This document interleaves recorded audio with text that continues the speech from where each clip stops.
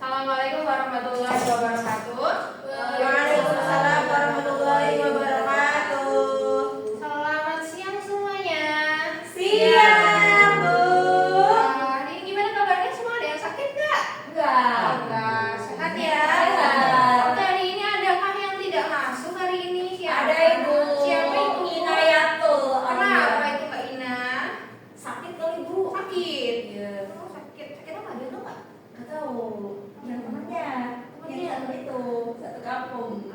Oke, Ina ya, berarti dia itu sakit. Oke. Nah, ini kan udah siang ya. Kalian ngantuk nggak sih? Ngantuk. Oke, biar nggak ngantuk kita berdiri dulu ya. Oke. Nah, Ibu kasih instruksi. Instruksinya mungkin kalian udah pernah main ya permainan ini. Itu instruksinya berkebalikan.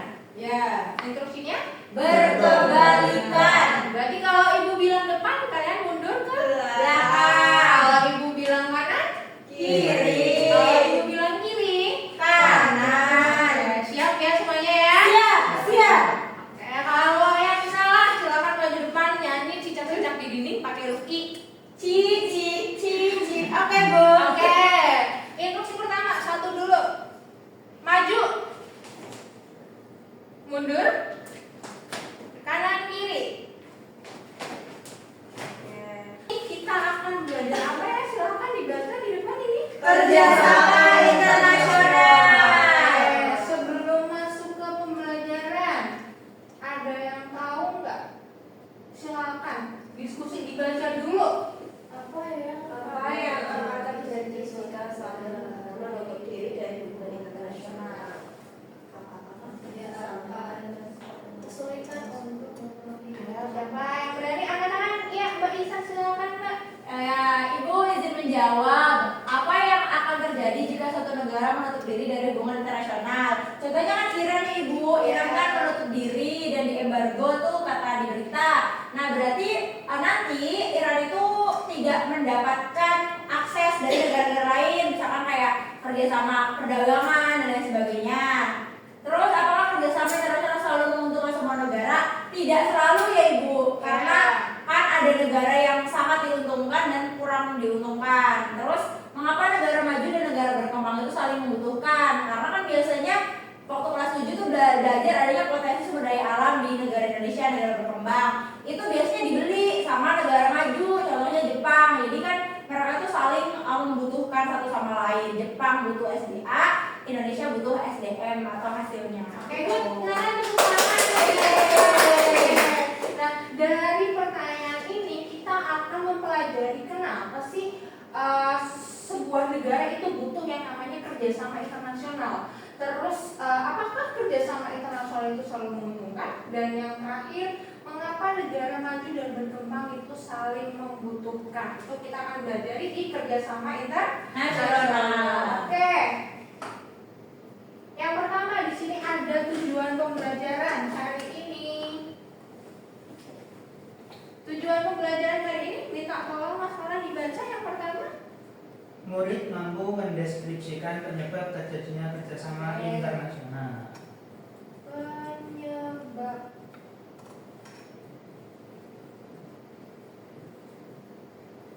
Yang kedua Mbak Ida minta tolong dibaca. Yang kedua, murid mampu menjelaskan bentuk-bentuk kerjasama internasional beserta contohnya. Yang terakhir Mbak Hasna minta tolong dibaca. Murid mampu menganalisis keterlibatan Indonesia dalam kerjasama internasional.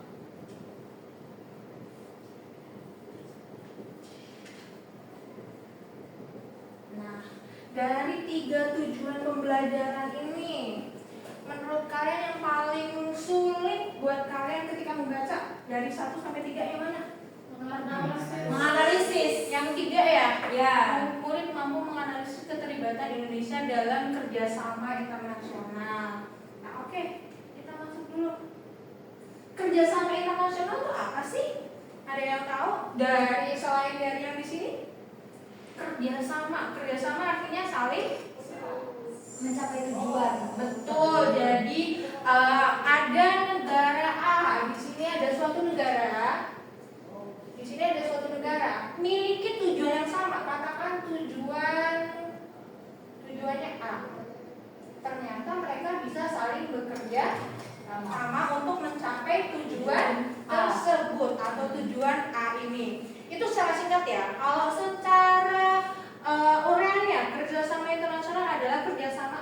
2 negara atau lebih. Kalau yang Ibu contohkan tadi itu cuma 2 negara. Nah, ada yang lebih dari 2 negara. Kira-kira ini kita masuk ke tujuan perdagangan internasional atau tujuan kerjasama nih. Yang pertama, memperluas perdagangan antar negara.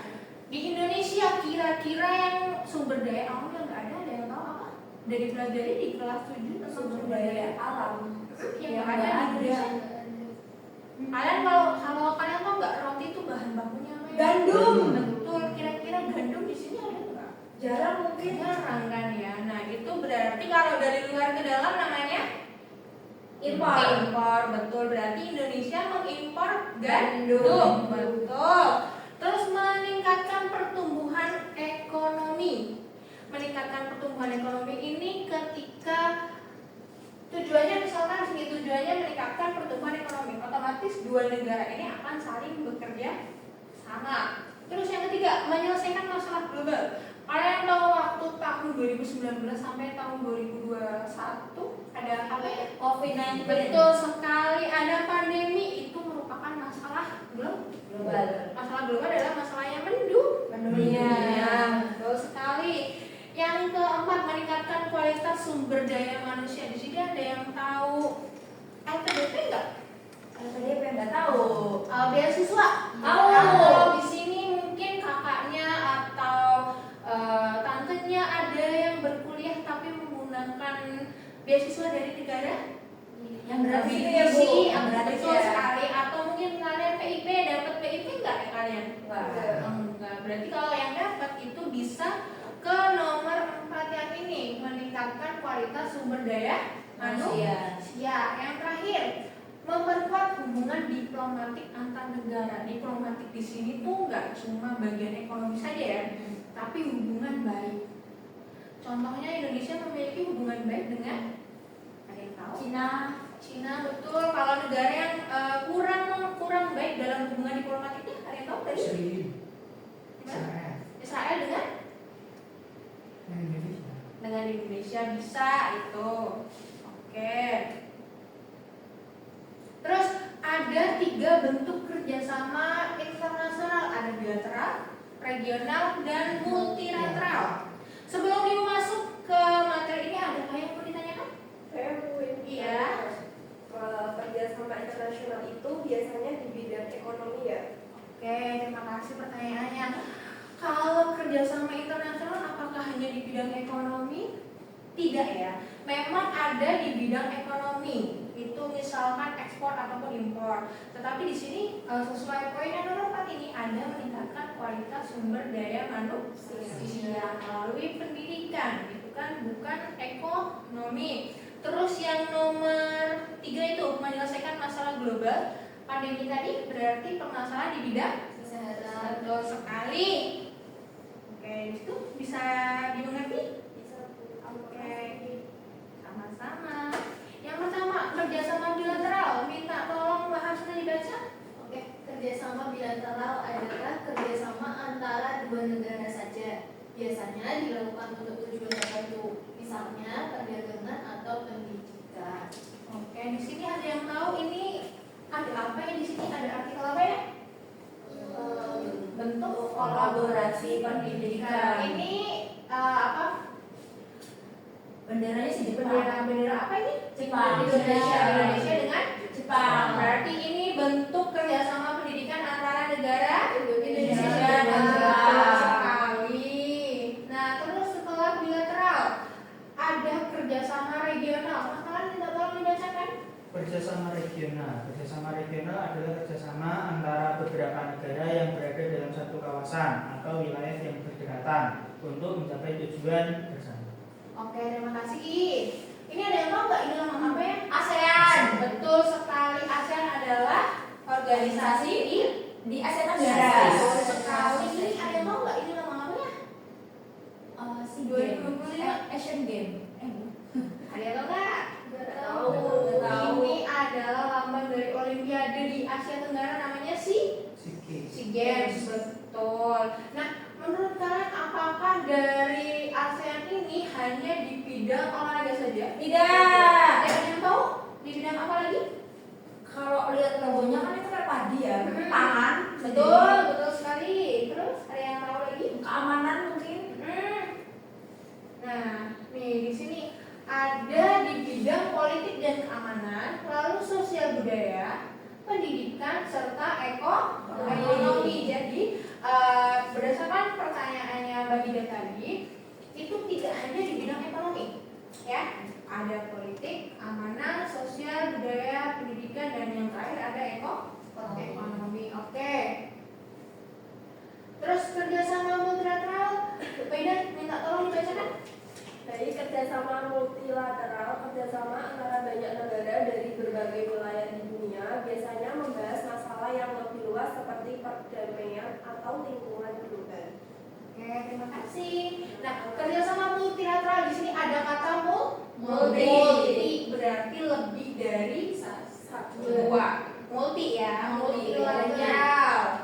Nah, contohnya tadi pandemi itu kan masalah krisis global ya. Itu diselesaikan oleh siapa, ada yang tahu?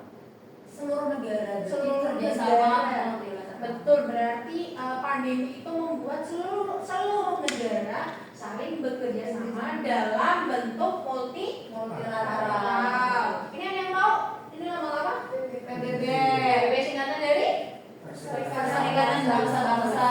Kalau yang ini ada yang tahu? WHO. WHO adalah apa? Di bidang apa? Kesehatan. Kesehatan. Terus kalau yang ini terakhir? WTO itu ekonomi nggak sih? Betul. Nah, ini WTO ini yang ekonomi, kerjasama internasional di bidang ekonomi. Oke. Nah, sampai di sini adakah yang mau ditanyakan? Aman sih. Belum ya? Belum. Nah, kita akan Ibu akan memutarkan video. Silakan kalian bisa dilihat ya. Hilang dengan saya dalam saluran jantung, akibatnya mata sebagai saya rusak. Tapi pertanyaannya kenapa? Diduga ya, ini tuh serangan balasan. Soalnya sebelumnya Israel menyerang kedutaan besar Iran. Padahal itu dilarang sama hukum internasional. Dan sebarang tewas termasuk 2 pejabat tinggi. Dan sebenarnya lagi mereka tuh udah lama saling serang. Tapi sejak serangan di Gaza, Israel mengarahkan tim kedua militer senior Iran. Terus negara lain gimana? Sebenarnya yang terlibat itu bukan cuma mereka berdua aja. Israel bilang misi untuk dikirim menjadikan negara ini.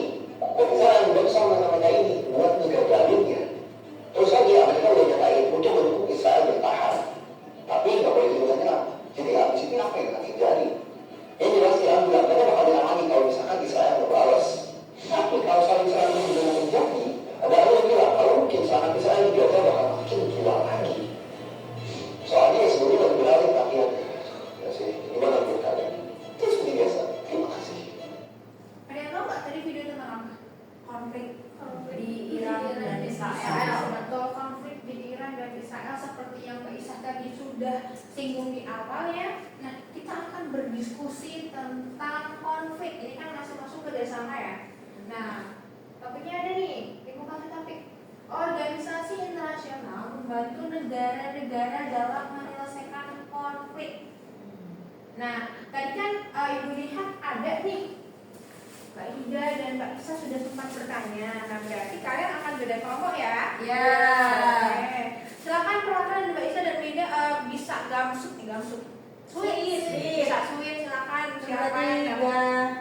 Yang menang. Mau dari kelompoknya Mbak Isa mau pro ataupun kontra?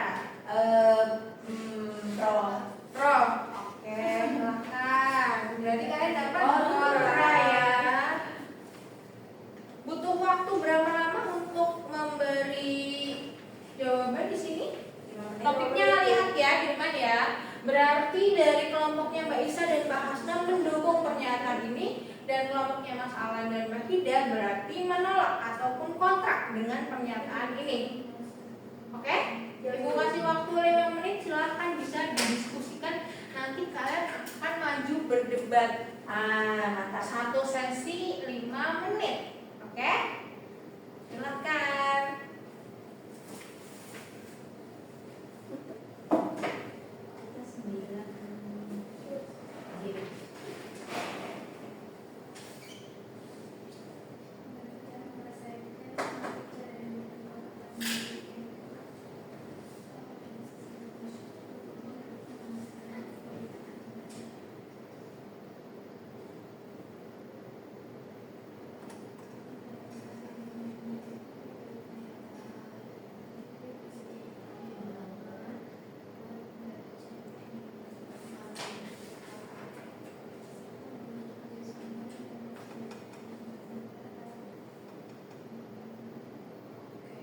Oke, baik. Gimana? Udah selesai?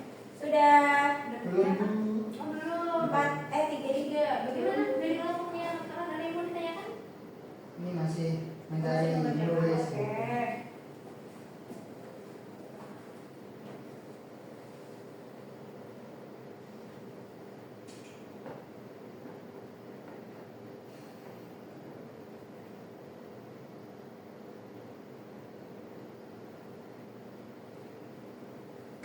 Sudah? Sudah atau belum? Sudah. Sudah? Berarti kita sudah siap untuk debat ya, tapi debatnya ini debat konstruktif ya. Ya. Jadi bisa diatur saling berhadapan. Nah, seperti itu.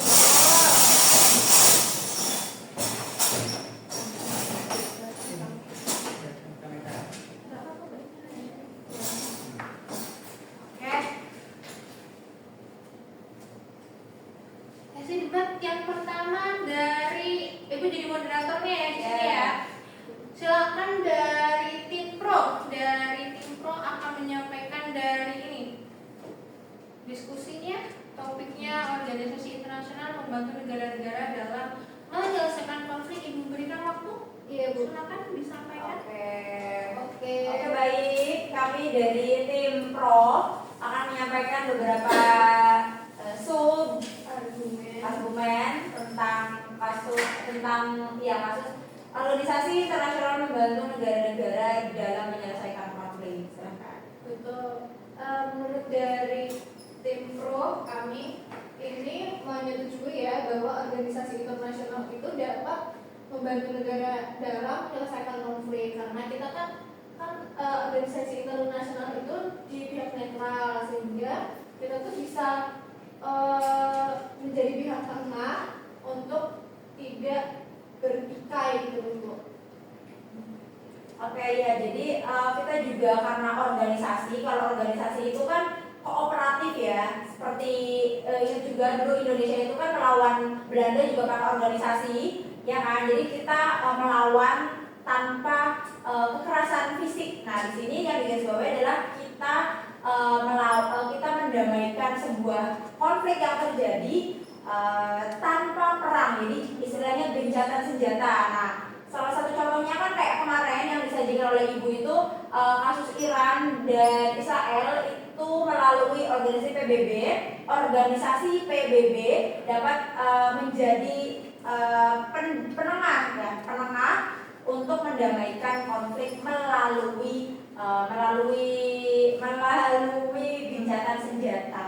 Gitu, Ibu. Oke, terima kasih dari kelompok 1. Silakan kelompok 2 apakah mau menyanggah dari pihak kelompok 1?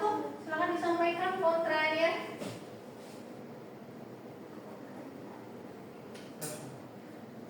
Terima kasih Bu. Jadi menurut pendapat kami tentang apakah organisasi internasional itu membantu negara dalam menyelesaikan konflik, itu tidak. Karena gimana pun kalau saya lihat di atlas itu Bu, ada lebih dari 500 bendera dan tidak mungkin ada 500 negara itu patuh pada satu keputusan organisasi. Itu tidak mungkin. Jadi tidak dipatuhi semua negara. Sehingga keadaan tersebut itu mengakibatkan tidak efisien adanya suatu perintah, sehingga kalau seandainya satu organisasi itu terus sebagai diktator kan seperti itu tuh kan tidak mungkin. Apalagi kan kalau setiap manusia ada yang namanya itu setiap kepala itu pasti punya pemikiran sendiri, kan tidak mungkin. Jadi kalau seandainya organisasi internasional itu justru malah memperumit, karena mereka bertemu, antar negara itu bertemu mempunyai kepentingan masing-masing, sehingga organisasi itu tidak memperjernih pikiran tetapi malah memperlambat yang namanya suatu pengambilan keputusan. Sudah jelas-jelas itu misalnya Iran yang memulai mengirim rudal ke negara tetangganya, itu kan tidak mungkin. Itu kan sudah jelas-jelas pelanggaran. Kenapa kok masih diperdebatkan dalam suatu musyawarah PBB kan seperti itu? Oke, terima kasih Mas Solan. Silakan kembalikan ke kelompok 1. Apakah mau menyanggah? Adakah yang mau disampaikan lagi mungkin dari tim pro ataupun tim kontra? Ya,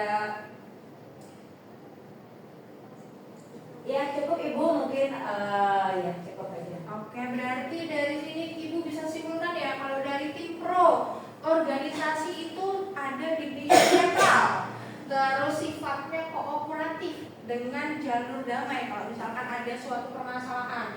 Terus ada juga organisasi itu menjadi sebuah perkumpulan, diskusi dan penyelesaian masalah. Sedangkan dari tim kontra, dari pernyataan ini itu tidak semua negara akan patuh. Jadi ada negara yang memiliki keinginan A dan negara yang memiliki keinginan B, sehingga organisasi ini tidak bisa memberikan satu perintah yang akan diikuti oleh seluruh negara. Terus yang kedua, organisasi internasional bisa menjadi rumit. Terus yang ketiga, suatu hal yang sudah pasti tidak perlu dipertanyakan. Kalau misalkan itu pelanggaran, maka akan ditetapkan sebagai pelanggaran. Tidak perlu adanya rapat-rapat ataupun perkumpulan-perkumpulan di organisasi internasional.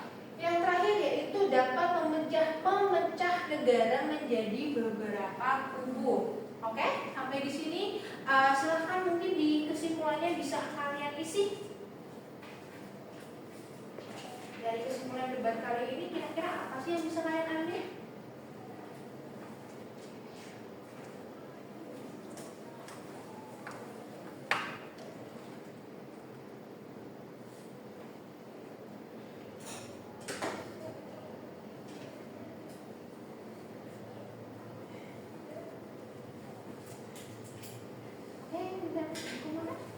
Terima kasih dari kelompok 1. Oke, nggak apa-apa, gue tunggu.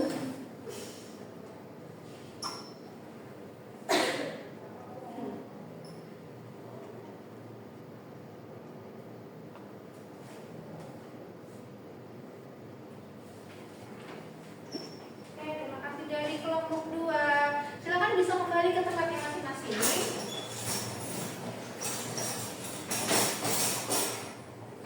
Oke, silakan duduk. Dapat disimpulkan di sini ya, sebenarnya organisasi internasional itu diperlukan asal tidak terlalu berlebihan. Nah, bisa dibaca dari sini tim pro ataupun tim kontranya di sini. Nah, sampai di sini adakah yang mau ditanyakan? Sudah paham semuanya? Benar, sudah paham? Paham ya. Nah, kalau sudah paham silahkan kita akan adakan kuis di sini. Disiapkan HP-nya? Ada yang tidak bawa? Bawa semua ya.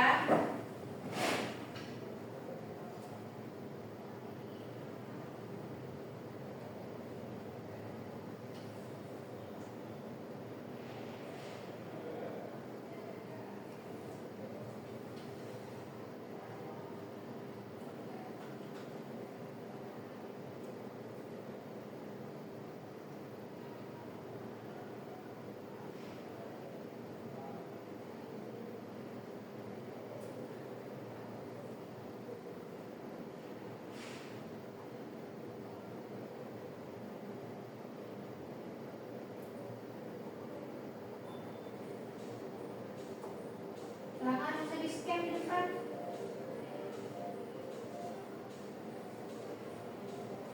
Pakai nama asli ya, jangan pakai nama second account ataupun nama pacar sendiri, jangan ya. Pakai nama panggilan asli.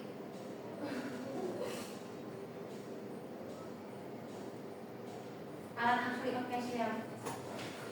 Sudah siap semuanya? Siap. Oke, dibaca dulu di sini ada tutorialnya. Kamu dan terus sedang dikerja robot yang marah.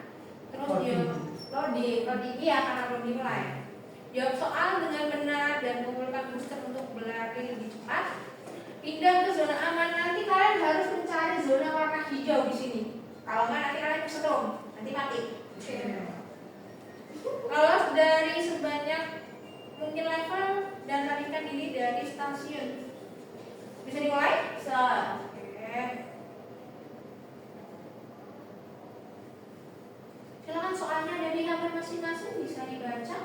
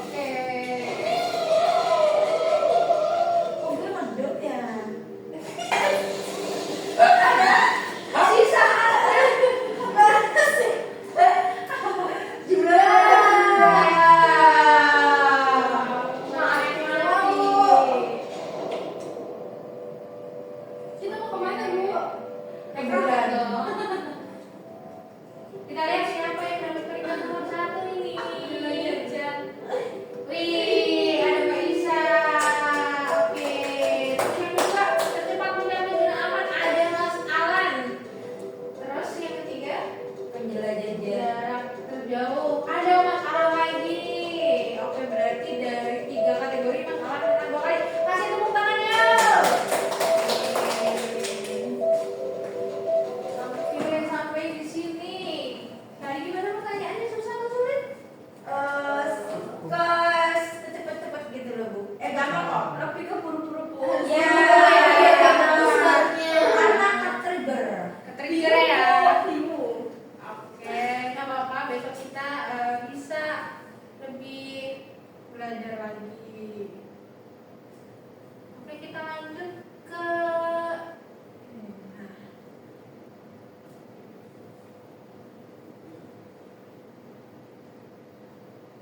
Sampai di sini kita sudah sampai ke kesimpulan. Adakah yang bisa menyimpulkan hari ini kita belajar tentang apa aja ya? Yang pertama tadi, kenapa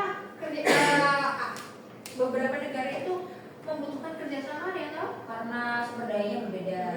Betul. Terus yang lain, memperkuat hubungan diplomatik. Terus ada sumber daya manusia yang butuh ditingkatkan. Betul. Terus bentuk-bentuk kerjasama ada 3, apa aja? Regional, bilateral, dan multilateral. Betul sekali. Terus tadi keterlibatan Indonesia, ada yang tahu nggak sih sebenarnya keterlibatan Indonesia dalam Iran dan Israel itu? Ada yang bisa menyimpulkan mungkin? Ya Indonesia masuk ke dalam PBB. Nah PBB itu adalah organisasi wadah bagi negara-negara termasuk Indonesia melalui Menteri Luar Negerinya menyampaikan sebuah pemikiran ya lalu didiskusikan bersama di dalam forum tentang kasus Israel dan Iran. Jadi ikut kontribusi nyata. Betul, berarti Indonesia di sini melalui PBB atau bahasa Inggrisnya yaitu United Nations. Betul sekali. Nah, kalau di tempatnya Ibu, kerjasama internasional adalah kerjasama antara 2 negara atau lebih untuk mencapai suatu tujuan bersama. Selama tujuan dari 2 atau 3 ataupun 4 negara itu sama, berarti mereka bisa saling bekerja sama. Oke. Terus ada yang tahu nggak beliau ini siapa? Diajar Dewantara. Siapa ya Diajar Dewantara itu? Bapak Pendidikan Indonesia. Betul, dari Bapak Pendidikan Indonesia itu memiliki 3 yang ikonik banget nih, yang biasanya ada di dasi kalian. Yang pertama ada apa ya? Kalau di dasi kalian, Tutorial. kalau yang pertama ada yang tahu nggak? Imarso. Yang kedua, Imadio. Betul sekali. Nah, kerjasama internasional dalam perspektifnya Ki Hajar Dewantara itu apa aja sih? Nah, yang pertama ada Ingarso Sungtulodo. Jadi Indonesia atau kita diharapkan dapat menjadi contoh dalam menjaga perdamaian, yaitu melalui PBB. Terus Ingmadia Maukarso, saling bekerja sama dan mendukung. Jadi tidak saling menjatuhkan antar satu negara dengan negara lainnya. Mungkin biasanya kita pernah nggak sih kalian melihat teman kalian saling menjatuhkan satu sama lain? Pernah. Nah, berarti itu tidak boleh ya, karena tidak sejalan dengan nilai-nilai dari Ki Hajar Dewantara. Yang terakhir tuh Puri Handayani, saling membantu dan memberi dorongan. Contohnya di Palestina itu sering-sering kejadian apa ya? Bom bisa, ataupun ada perang di sana rudal. Nah, Indonesia itu memberi bantuan, bisa bahan pangan ataupun tentara nasional Indonesia ditugaskan di sana. Oke. Nah, sampai di sini Ibu mau kalian menulis refleksi. Kira-kira apa sih yang sudah dipelajari hari ini? Bentar ya. Nih, pertanyaannya, sikap penting saat kamu sesuai dengan ajaran Ki Hajar Dewantara tadi.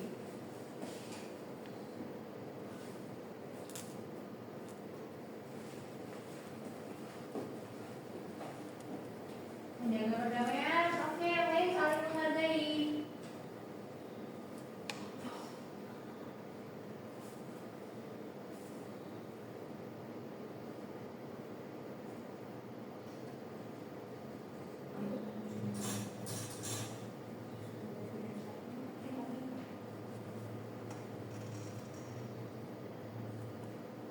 suportif. Terus yang lain? Menjaga perdamaian, berkolaborasi, suportif, saling menghargai, tukar pendapat,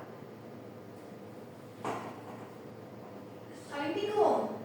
Oh, oke.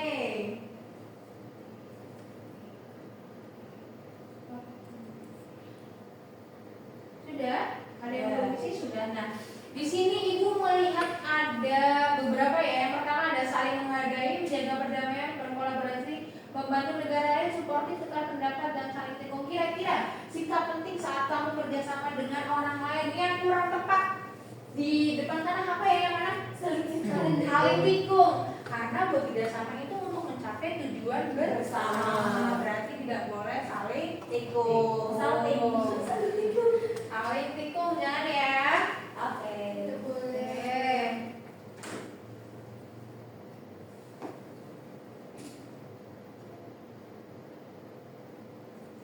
Nah, sampai di sini sudah selesai materi pembelajaran pada siang hari ini.